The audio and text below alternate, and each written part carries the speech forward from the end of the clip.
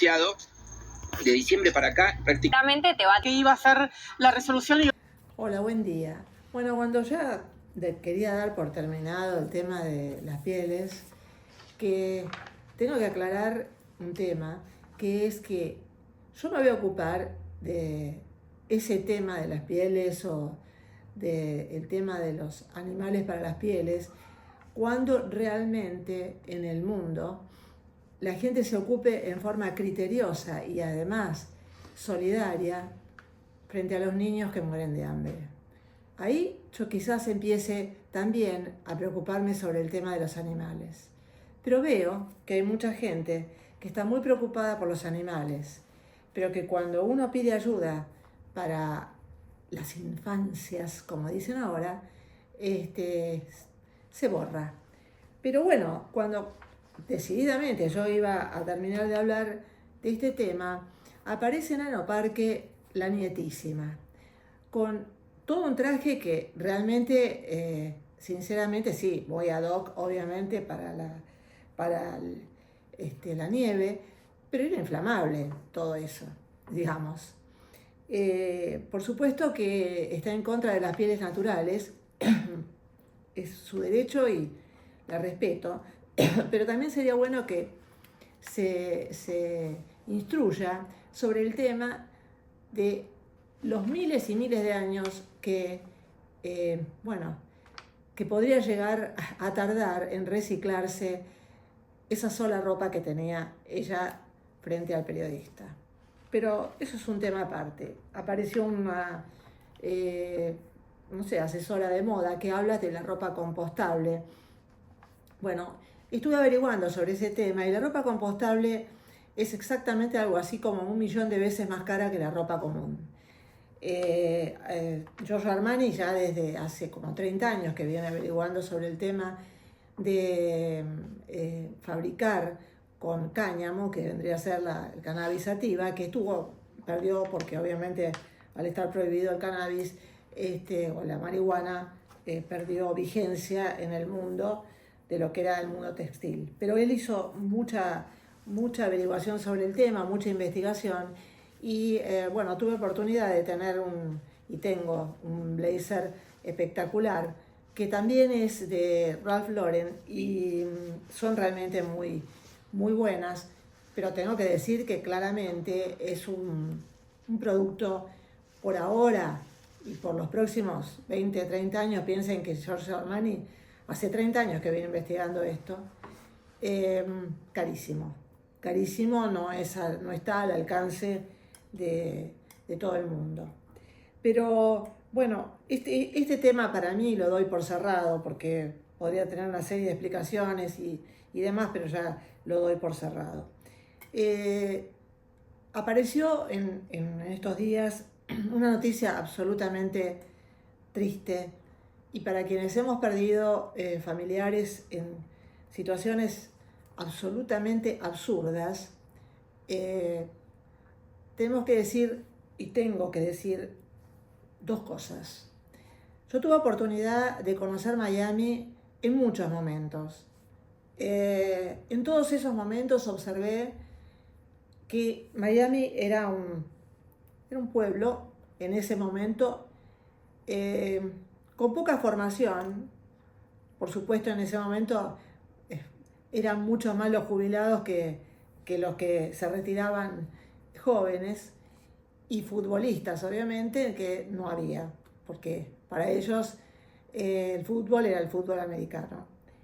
Hoy veo que Miami sigue siendo ese pueblo, un pueblo más grande, más lindo, más construido, más pintado en función de las grandes crisis que tuvo Latinoamérica, pero sigue siendo ese pueblo. Y yo, ¿por qué voy a hablar de ese Miami? Porque yo me hago esta pregunta. Un club que hay más de cientos en Miami, que no tienen absolutamente ninguna trayectoria ni prestigio como el Yacht Club Argentino o cosas por el estilo, lleva a un grupo de niños claramente con una chica que no tiene ningún tipo de experiencia. En Argentina tengo que decir que Cada persona, cada entrenador que va con chicos de esa edad, ya sea en Optimis como en cualquiera de las otras divisiones y categorías que hay en yachting, no se le ocurriría jamás, pero jamás, poner menores de entrenadores de chicos de 6, 7 años. Eso es una aberración que solamente quizás en otros lugares pase también, pero que también se ve muy a menudo en Miami. Y la realidad es que el desaguisado, por no decir la inoperancia de la mentalidad de quienes llevan a criaturas con una menor, porque una persona, no importa que en Estados Unidos, porque nos vamos a caer de literalidad con el periodismo bastante temeroso que existió en ese momento para dar las noticias, que después me voy a referir a ese periodismo. No es una criatura de 19 años mayor porque esté considerada por la ley en el estado de Miami que sea adulta. Y eso no habla de la responsabilidad de la chica, habla de la irresponsabilidad de estos yacht clubs que pululan por toda esa zona y que no se les ocurre mejor idea que en un canal que es realmente comercial poner personas o embarcaciones deportivas que por el otro lado no tenían un soporte, o por lo menos por lo que se vio o por lo que se dice, no tenían un soporte adicional de una embarcación que realmente los pudiera tirar si claramente, arrear claramente si se perdía el viento, que es lo que probablemente pasó. No quiero ahondar más en este tema, pero sí voy a ahondar en el tema del periodismo. El periodismo argentino se queja asquerosamente, porque es realmente, de la libertad de expresión, de que no les dejan decir absolutamente nada. Todo el tiempo en el que el periodismo, que hablaba desde allá, decía, tenemos que esperar lo que digan las autoridades, realmente, ¿por quiénes nos enteramos la verdad? Que desde que lo que va del año ya hubo 300 accidentes en ese canal, en ese lugar, en esos lugares. ¿Pero por quiénes nos enteramos? Por mujeres argentinas, madres, que dijeron claramente que ellas saben de este tema. Se está promoviendo una ley que no se está llevando para nada, no le dan ni 5 de pelota, obviamente, pero los periodistas no, los periodistas estaban muy cuidadosos, muy respetuosos del tema. No vaya a ser cuestión que pierdan la matrícula. Ahora, nosotros acá en la Argentina escuchamos a un montón de charlatanes decir claramente que no hay libertad de expresión.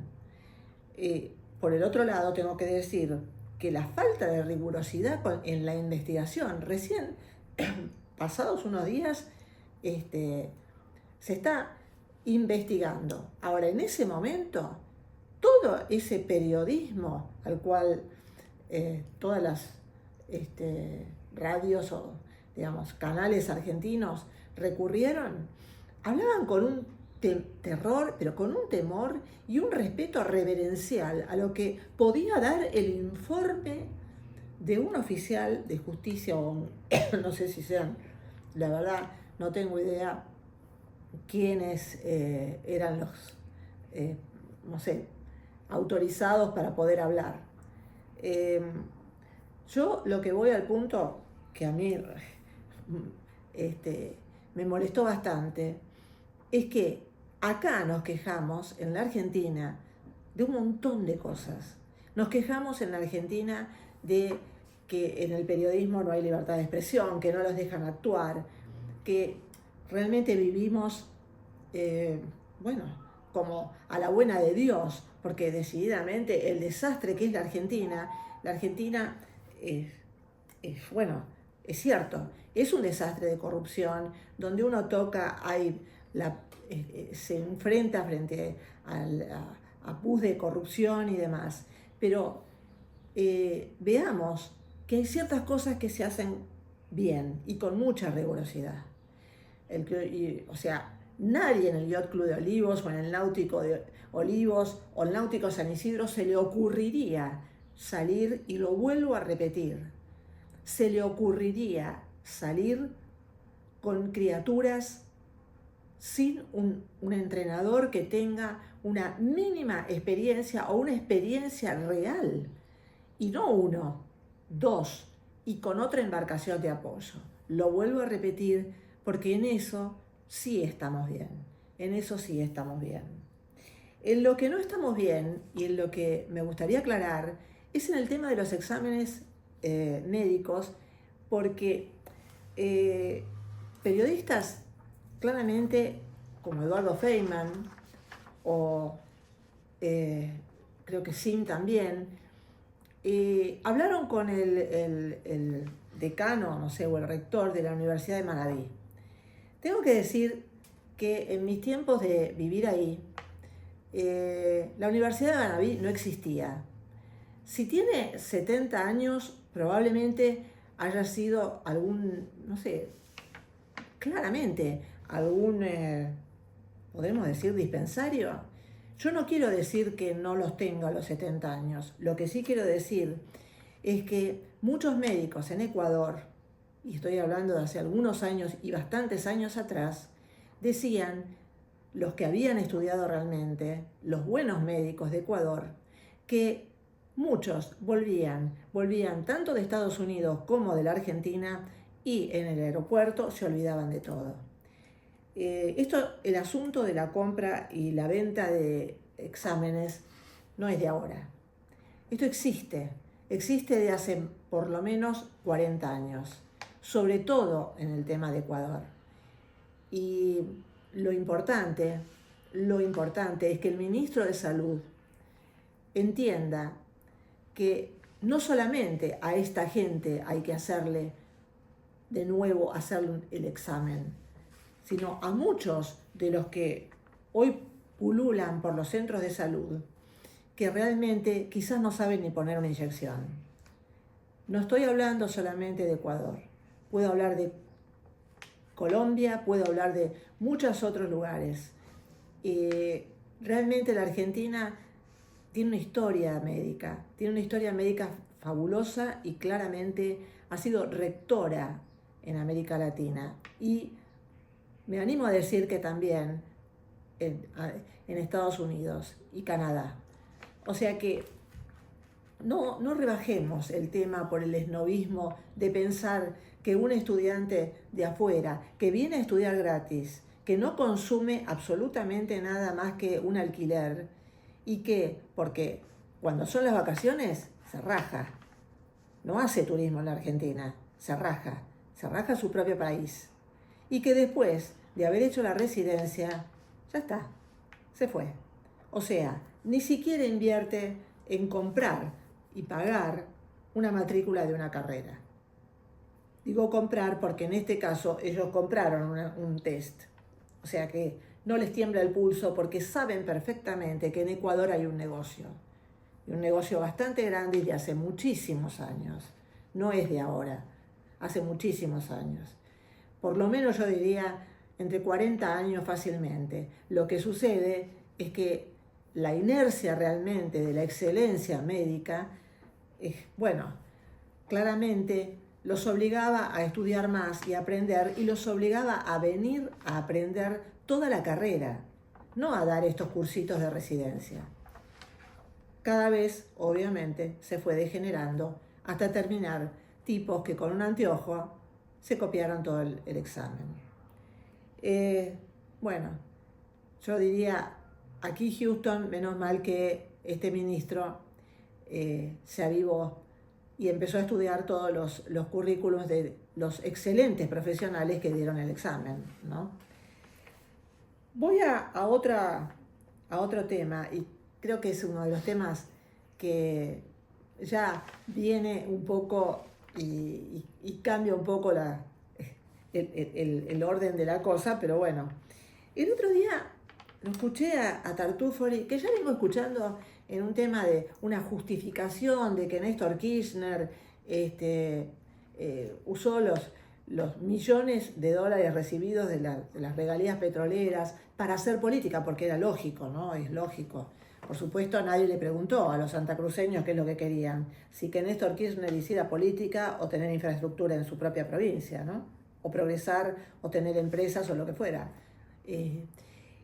Ahora empieza con otra cosa, como también los Jorge Rial o la Viviana Canosa, que en definitiva muchas de ellas en un momento determinado, cuando paseaban por Arelauquen con las carteras importadas, esto no les preocupaba tanto, ¿no? Lo mismo que a Jorge Rial. Pero, claro, es difícil hoy ver un poco en retrospectiva, porque digamos, para mí es respetable que él hoy tenga esta visión de la vida, porque también es coherente con lo que él ha pensado y ha hecho casi toda su vida. O sea que, en cierta forma, bueno, no es una persona que no haya seguido una línea de conducta. En eso hay que respetarlo, ¿sí? Pero en el caso de Tartufoli, que hasta hace unos años era el gran cheto del barrio Cerrado, ahora viene a decirnos, porque nos viene a enseñar a todos nosotros, que el campo no da trabajo. Mira, querido, ponerte la boina radical y hacerte el comentarista, no sé si estarás buscando algún lugar o algún conchavo en algún lugar kirchnerista. Yo creo que no te hace entender, y lo digo con respeto, porque cuando hablas en esa forma medio irónica y despectiva, estás hablando de una industria que es generadora y multiplicadora de empleo. Y te voy a decir el motivo por el cual creo esto, porque además lo vi. Además, cuando te tope un carnero a los 80 años y salgas vivo, como yo sé perfectamente que ha pasado y pasa permanentemente en el campo, cuando te despiertes a las 4 de la mañana para ver cómo está ese campo, porque hoy por hoy parece ser que, según vos, está todo industrializado. El campo no es el que genera, o el dueño del campo no es precisamente el que genera un empleo masivo, como pueden ser los servicios, o como pueden ser los barrios cerrados a los cuales vos vivís, y que en general toman más gente que quizás una industria o una empresa común textil y en blanco, por los proveedores y por la gente que trabaja ahí adentro. Te voy a decir que el campo lo que hace es el spread. Spread es reparte lo que gana. El hombre de campo no es precisamente un inversor en Suiza o en Miami. Lo hace de últimas el que es el nuevito en el campo. Pero el campo lo que hace es, cuando alguien gana plata, y ganan bastante, no estoy diciendo que no ganen guita, se compra una camioneta nueva, invierte probablemente comprando departamentos, o si no, a un hijo o a una hija le pone un restaurante o le pone un negocio ad hoc, probablemente del campo o cercano al campo donde están.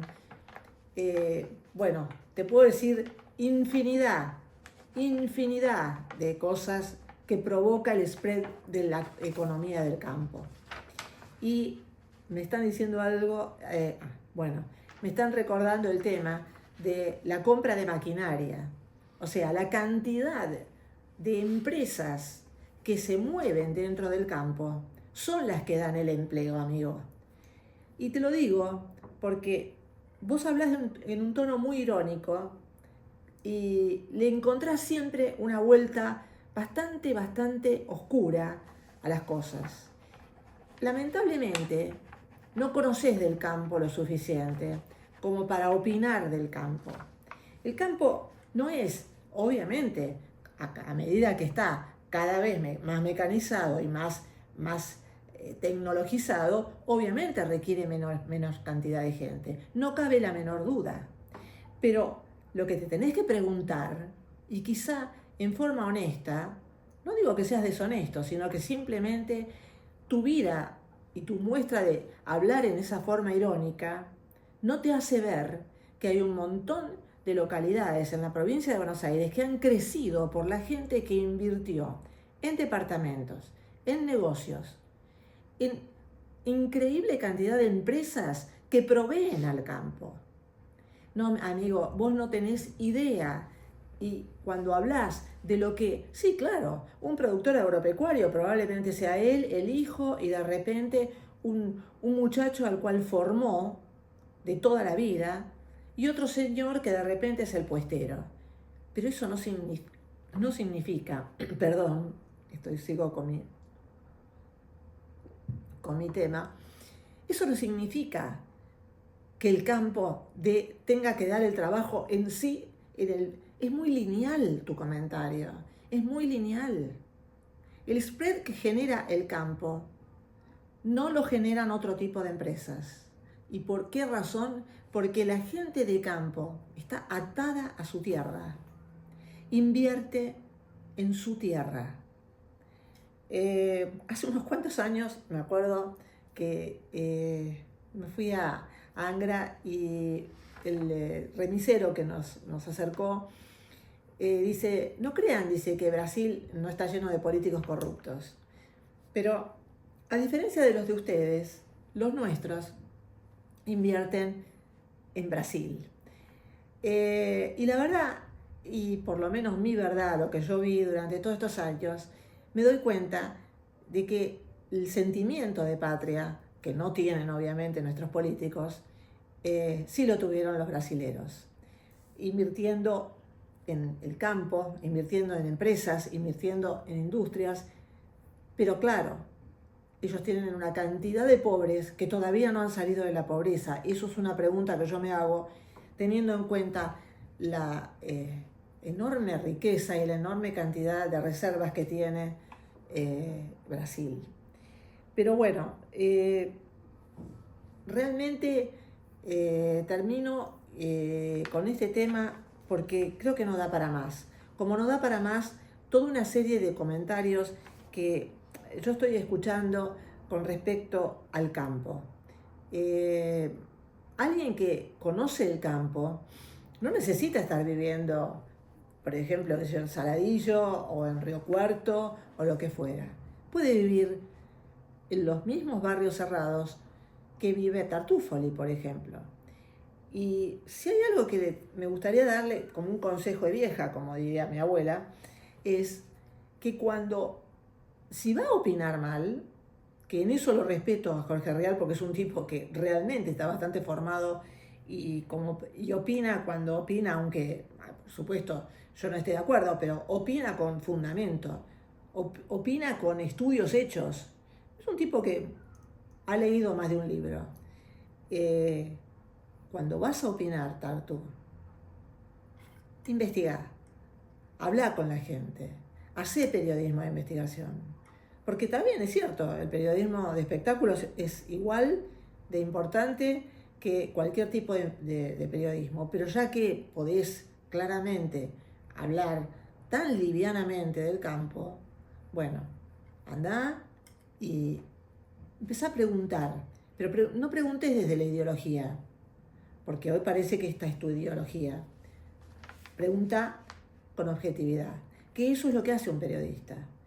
Y por eso vuelvo al tema de lo de Miami, que yo vi periodistas temerosos hablando desde Miami, y bueno, nos podemos preguntar si existe o no existe libertad de expresión en la Argentina. Vamos. Quería hacerle una aclaración, porque algunas personas quizás se preocupen en el tema mío de mis toses y demás, es que yo sigo la filosofía antroposófica, que no es una secta, que sus médicos, porque mucha gente puede no entender el tema, sus médicos tienen exactamente la obligación de tener 3 disciplinas alopáticas en su haber. sumado a la de la homeopatía. Y que obviamente, bueno, ahora como tengo mucho más tiempo, claramente me puedo dar, digamos, esta satisfacción de no tomar ni corticoides ni ningún tipo de remedio que claramente me va a perjudicar a la larga. Vuelvo a repetir, no es una secta. Los que les interese, lean a Steiner. Gracias. Chao.